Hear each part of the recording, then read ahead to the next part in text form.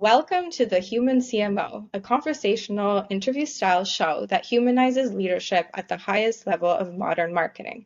I'm Natalia Arkuszewska, a marketing leader consultant and the host of the Human CMO.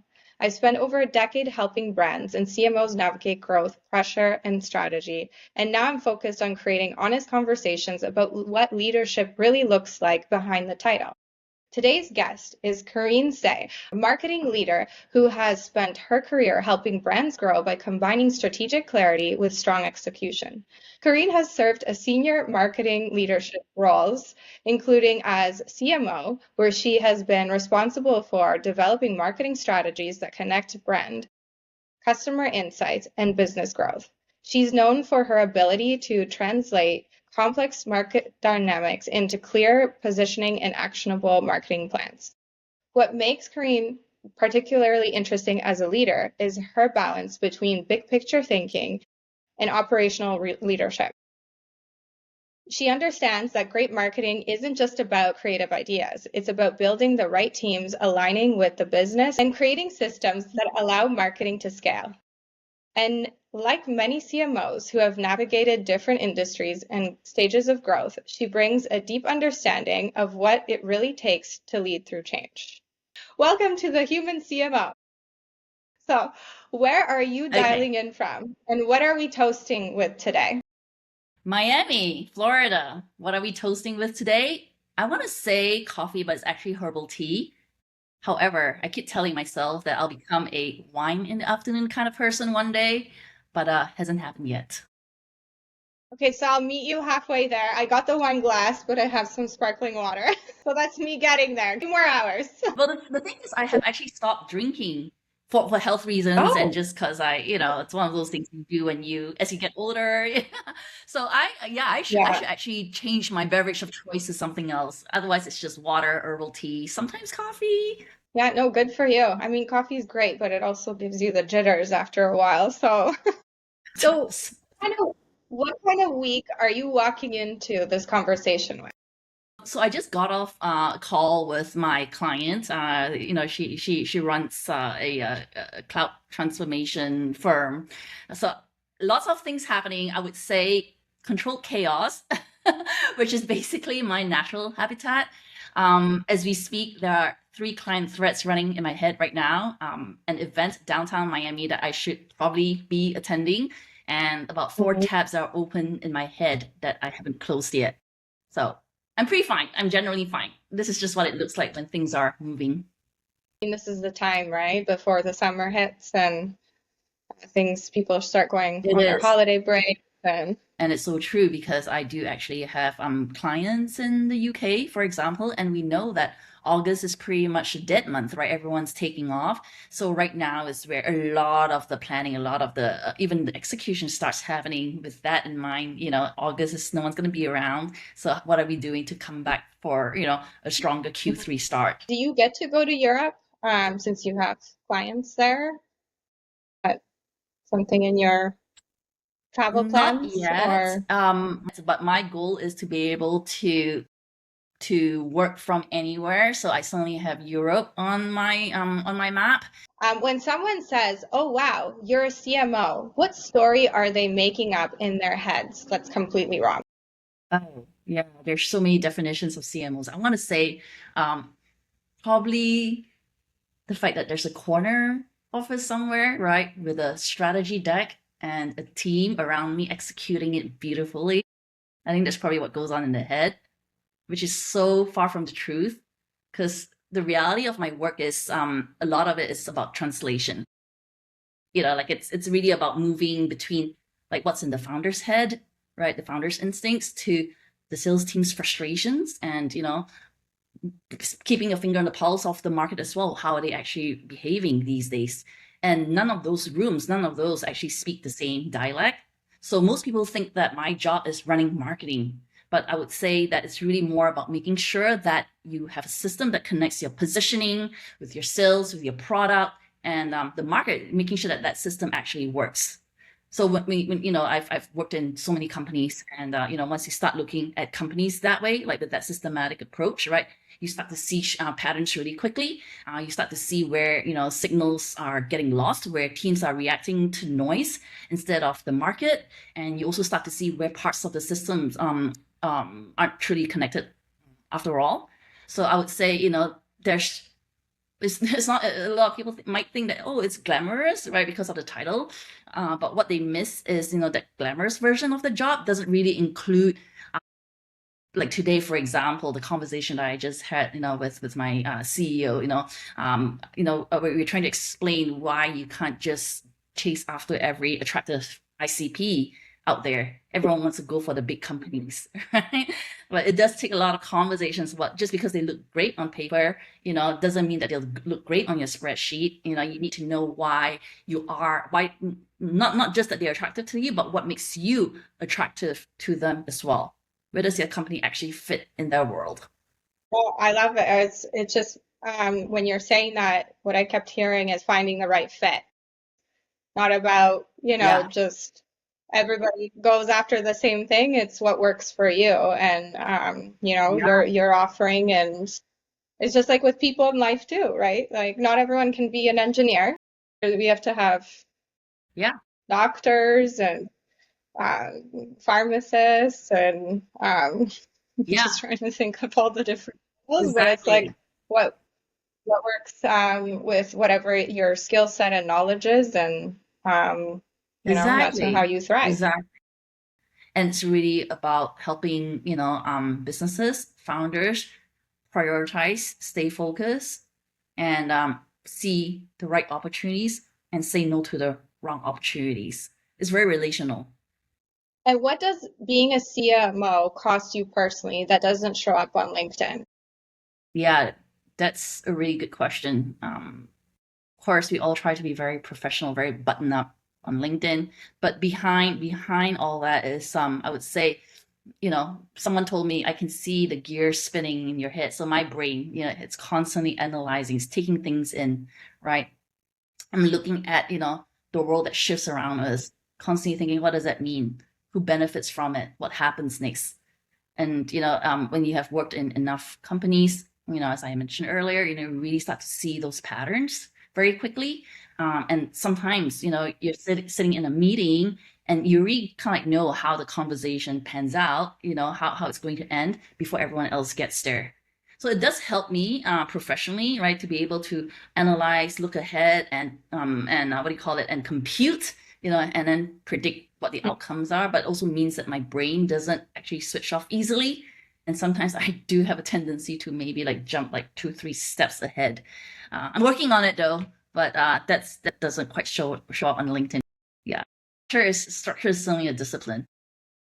And when do you feel the pressure the most? I think I might have alluded a little to this. I think it's because I interact so much with founders and CEOs, right? And a lot of times it's everyone's excited about opportunities.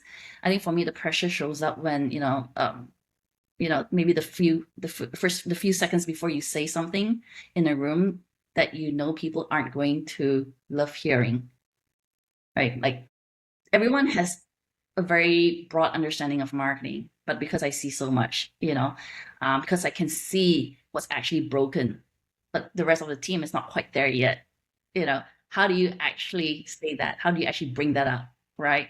When do you actually say it out loud that, that's gonna lead us to more problems further down the road when no one has actually been further down the road with you.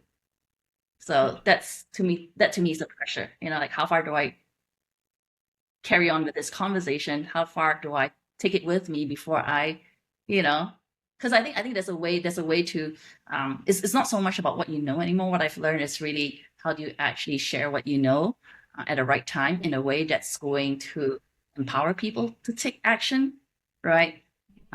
So yeah, so I think that's the pressure, always knowing what the right moment is, you know, to strike, to speak up.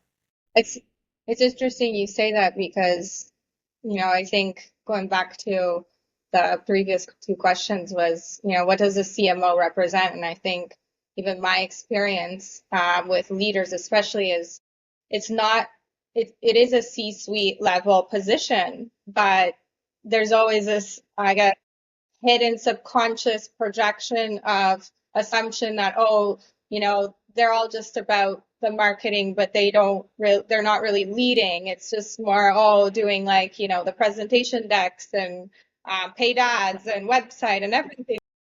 To your point, it's like you're Yeah. dealing with personalities. Like you have to be constantly like having your audience resonate, but then your team and then your leaders. And it's actually, I think, the hardest position in the company. Marketing is doing itself such a disservice by calling the profession marketing because it really understates the amount of behind the scenes work that's happening that we have to carry. The being the connective tissue across sales, marketing, ops, product, and the market and the board, and the executive team, being sensitive to all those different conversations and concerns and priorities and synthesizing all that to ensure that, hey, when we strike out, we're striking out with our best foot. That level of effort, that level of judgment, is the output to that is in the execution, is in the messages that you put out, the paid ads that you put out, the decks that you see, right? So much go on behind the scenes before you actually see the final deliverable. It's not just a matter of, all right, I'm coming in and I'm just doing a paid ads for you. I need to think through so many pieces, what's connecting and what's not, for this ad to land, to resonate, not just with your brand, but with the people that you serve. So yeah, so that's why I say, what's a better word for marketing? Because I don't know if it actually captures the full extent of what we have to hold, the amount that we have to synthesize. So yeah, and now, right, with I think, AI, information is even more abundant, and we're all Mhm. moving so quickly too. Again, it's not just having all the data and insights, it's also how do you structure your data, your insights. How do you actually structure your judgment? How do you actually scale your judgment? So how do you start thinking about systems and to codify your judgment? So yeah. I think you're onto something there. I definitely think this title might evolve over time with you're going with AI coming in too, and it being such a, I think, I know there's other industries that get affected by it, but I think marketing has been the most from what I hear because it's about pretty much replacing what we do versus co-working with it. So I Yeah. guess over the next few years, we'll see what happens. Yeah, exactly. So much is happening all at once. It's pretty, yeah, it's exciting, and but it's also a little overwhelming sometimes, right? Before we keep pulling at threads, I want to flip it. What's something you care deeply about right now that people aren't asking you? That's another great question. So early in my career, it's all about growth at all costs. How do we grow companies, take them from zero to hero? But I think lately I've been thinking more about the difference between revenue growth and building something that's actually worth owning. Yeah, while everyone talks about growth, I don't think too many people ask whether the thing that's being grown is actually becoming more valuable or it's just getting bigger, right? And it's asking too much of us. And I think part of the reason that we don't have enough conversations around whether that thing that we are growing is becoming more valuable is because we like to pretend that business decisions is purely rational. ROI, ROI, ROI, right? We people say B2B is all about ROI. But what I've learned is, ROI is usually the thing that buyers use to justify the decision that they've already made about you, about your brand, right? The real decision actually takes place sooner, when the buyer feels like you truly understand the world that they're operating in. It's emotional, when they feel like you understand the pressure that they're under, the risks that they're managing, the things that they can't afford to get wrong.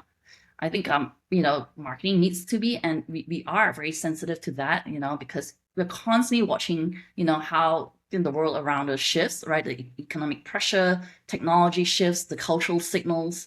Those are the things that really change how buyers feel about risk long before, any ROI conversation pops up, long before the spreadsheet changes.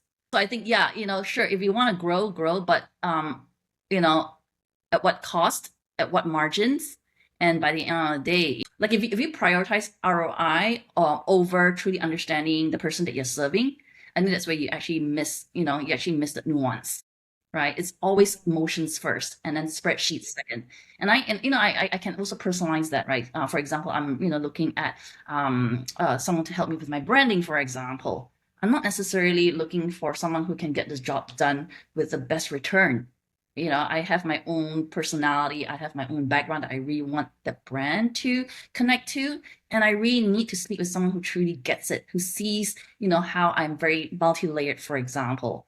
And as soon as I feel that connection with who I'm talking to, that ROI, that the ROI conversation doesn't even enter my head. It's, oh, I really want to work with her because I care a lot about these things. And she understands what I care about, what my priorities are. So my decision about that person has already been made, and then only do we talk ROI. So if you miss that, right, you can show perfect ROI and still lose the deal. And I've seen that happen so many times already. It's not because your numbers aren't great, it's because you have not been able to really connect with the person that you want to work with. So, what do you guard fiercely now that your younger you gave away too easily? Hmm. I would say, I think because I work for myself, I would say scope. I think when I was younger, I always thought that I could take on anything and I'll just get it done. I used to be able to, I used to want to jump on anything, any challenge that you throw on my way, right? That extra thing, because I could see, if it needs to be done, I'll be the person to do it. It just felt so much easier, to get it done than to have a conversation about why it's not for me to do, right? So I think now though, it's protecting my scope, right? I flag it early. I have no qualms about raising, the signal, hey, it's not really about protecting my time. What I've learned is actually protecting the quality of the thinking, right? You can't really do your best work if you're doing everything, if you're scattered, if you hold too much, right? That should be work that belongs to someone else. So I'm very clear, and I learned this through actually defining my business, my fractional work. What is it that I do, and what is it that I don't do? I don't want to go too broad that I miss opportunities, right? But I also don't want to be so narrow that I don't gain any opportunities either. So I have to be very, very disciplined in how I think about where I focus, my scope, and say no to anything that doesn't, live within that scope. So because I know once I stay focused with that scope, that's where, you know, the best of me comes out. That thinking, the quality of the thinking. But if I do too much, if I say yes, I can do that too, and that and that and that, it's just gonna compromise the output. So yeah. So I would say that Mhm. it's been hard. I mean, it sounds like an easy thing to do, but the past few months I've had so many iterations of my brand, what I stand for. I know that marketing is not quite enough, so how do I actually talk about it? It's been so many iterations of that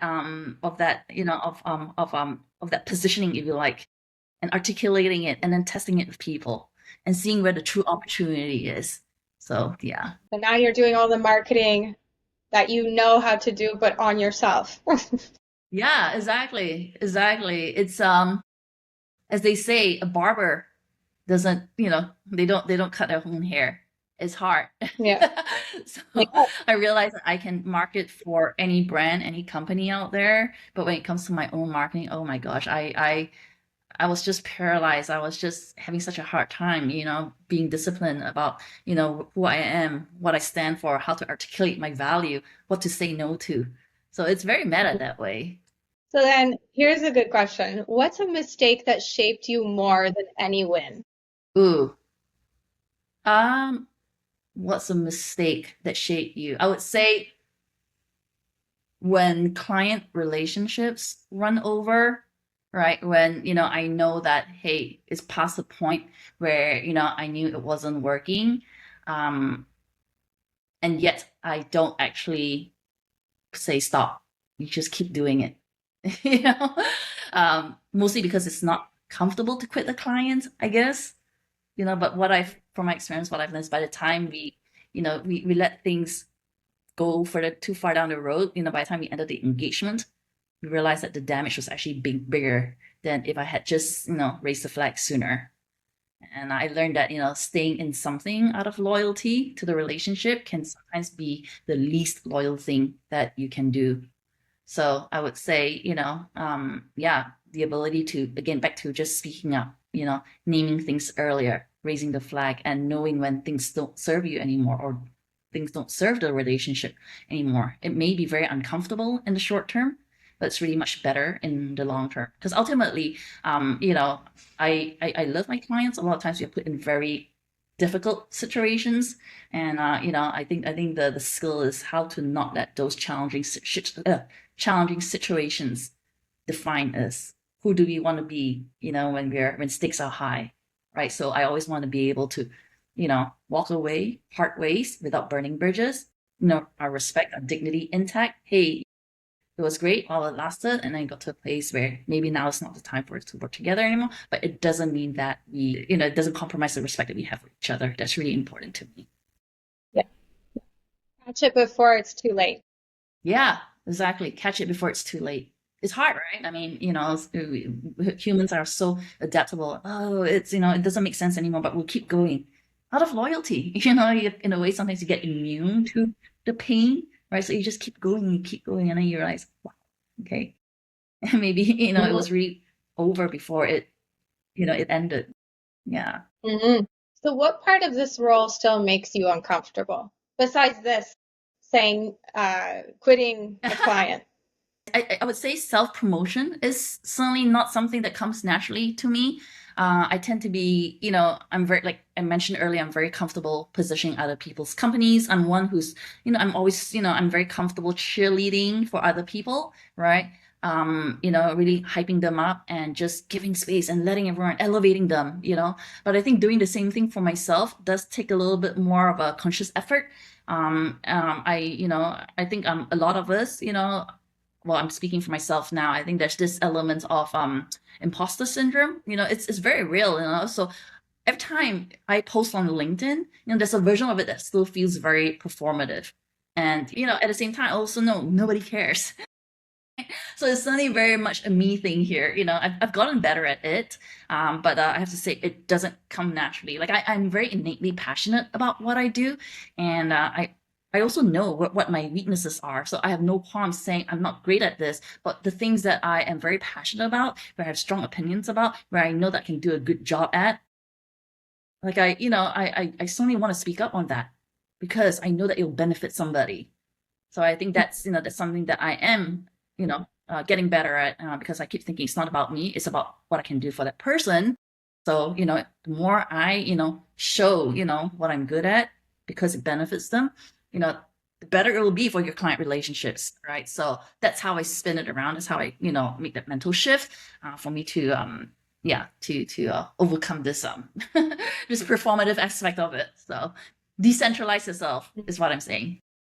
What does this job quietly ask of you as a human that other people don't really see? Hmm. I would say I think it's really, again, just being able to I am in a lot of high stakes environments, and when emotions run high, whether it's the founder or the sales team that's frustrated, I think it's the ability to stay very present and to stay very I guess composed through it all, right? And and be able to hold space for all the different emotions that's coming at you, everyone's grievances, everyone's priorities. So I think that does take a skill. And I think, and the other thing that I learned as well is I think I might have shared earlier, it's really being able to, again, like synthesize what's going on and then knowing how to deliver a message at the right time in a way that's going to enable people to take action on it. So I think that, that's a different skill set altogether. And that's something that I am constantly polishing, especially when when you start a new relationship. Every new company that you walk into, you're walking into a set of inherited personalities, which, you don't have history of.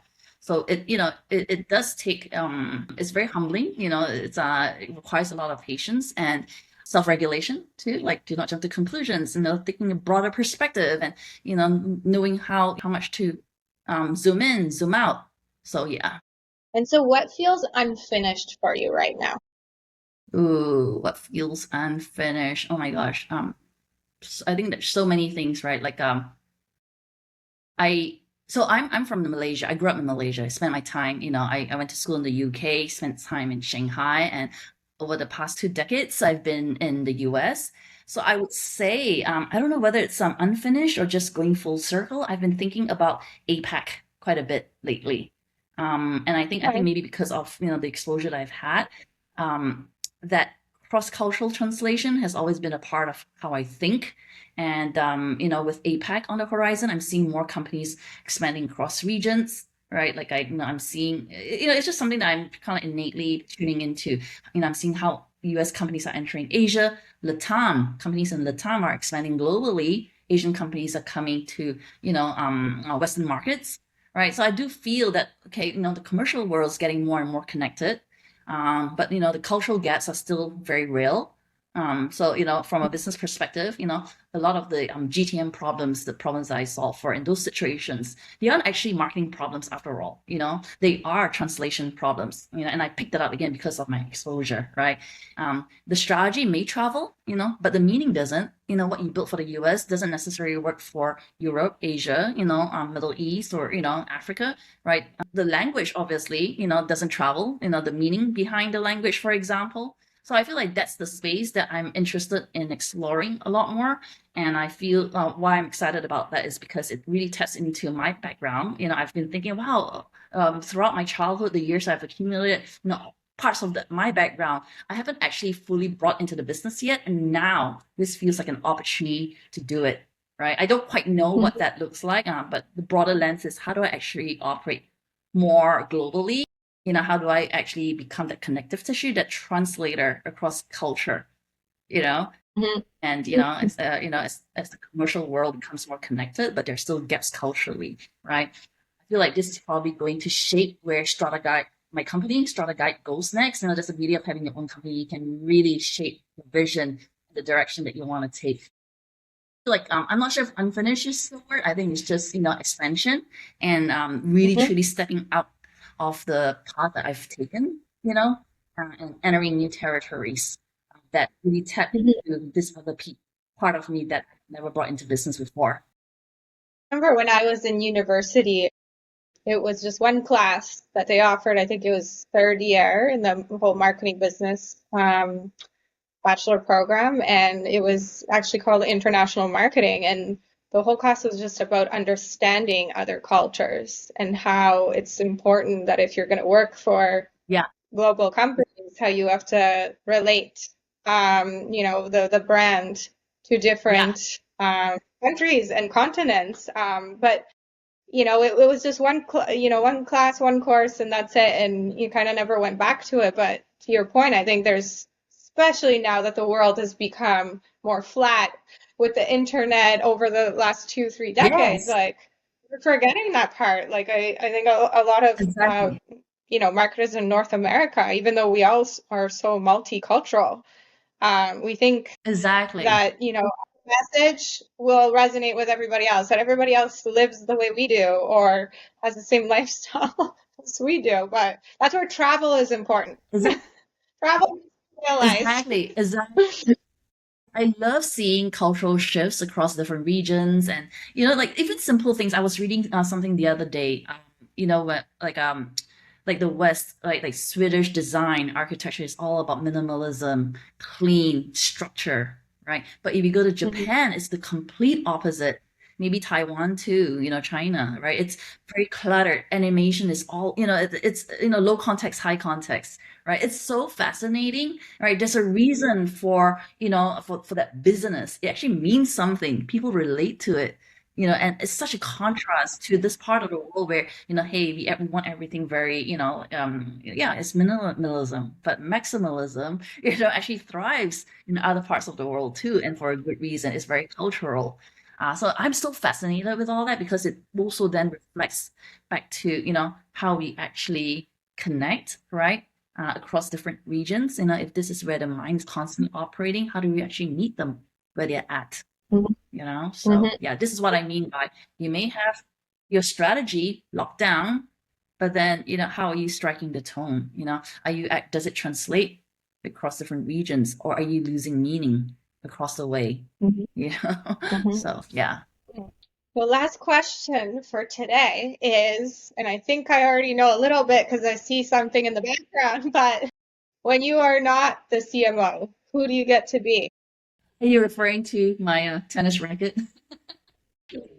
I love tennis. I grew up playing tennis. I played competitively, but I have to say there's a reason why that racket is on the wall and it has been for a couple of years now. I don't have the strongest knees. I'm working on it. I'm at the gym. I'm lifting weights. But I think more importantly, I did thought, oh, you know what? I'm a gym brat, a gym not a gym rat, a gym brat. I was so into, but really, I would love to be known. I want to be able to reclaim time to be able to read slowly. Like Yeah. when I was younger, I used to be able remember being able to read thick books in days. And now Yeah. I consider it an accomplishment if I can finish 20 pages a night. I actually pat myself on the back, you know. So I really want to bring that part of me back again, someone who can actually sit in a gallery, for example, on a Wednesday afternoon, right? And stare at a painting and pontificate, without having to check the I think that's the person I want to be. But I And would say one other thing that I'm very passionate about, and I don't know how I'm going to tie this to my business, is food and cooking. I'm actually a better cook than most people who know me professionally would expect.